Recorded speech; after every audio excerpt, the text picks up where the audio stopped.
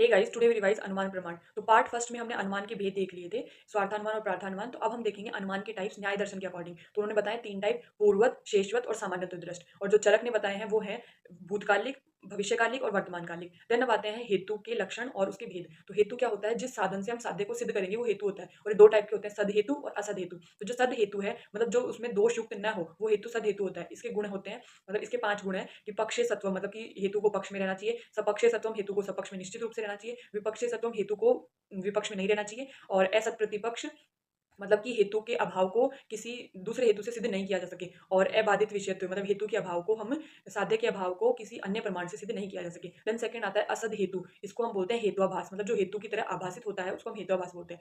हेतुआभास के 5 टाइप्स हैं, सव्य विचार, विरुद्ध, सत्प्रतिपक्ष, असिद्ध और बाधित। तो सबसे फर्स्ट आता है सव्य विचार, मतलब जहां पर हेतु और साध्य का साचर्य नियम ना हो वो सव्य विचार कहलाता है। और इसके 3 टाइप्स हैं, साधारण, असाधारण और अनुपसंहारी। फर्स्ट आता है साधारण। तो साधारण मतलब कि जो हेतु साध्य में भी पाया जाए और साध्य के अभाव में भी पाया जाए, मतलब जो सपक्ष, सपक्ष और विपक्ष तीनों में पाया जाए। जैसे कि ये गाय है क्योंकि इसके सींग है, तो सींग तो अन्य प्राणियों में भी होते हैं, तो ये सींग हेतुआभास हो गया। सेकंड आता है असाधारण। असाधारण में क्या होता है कि जो साध्य का हेतु है वो जो दिया गया उदाहरण है उसी में पाया जाए, अन्य उदाहरण उसका कोई हो ही ना।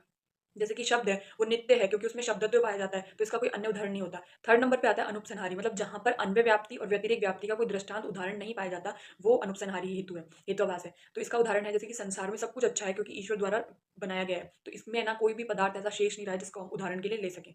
देन अब सव्य विचार के बाद में सेकंड नंबर पे आता है विरुद्ध। विरुद्ध में क्या होता है कि हम साध्य को सिद्ध नहीं कर सकते लेकिन उसके अभाव को सिद्ध कर सकते हैं। जैसे कि हवा भारी है क्योंकि वह रिक्त खाली है, तो हम हवा के भारीपन को सिद्ध नहीं कर सकते लेकिन जो खालीपन है उसको हम सिद्ध कर सकते हैं।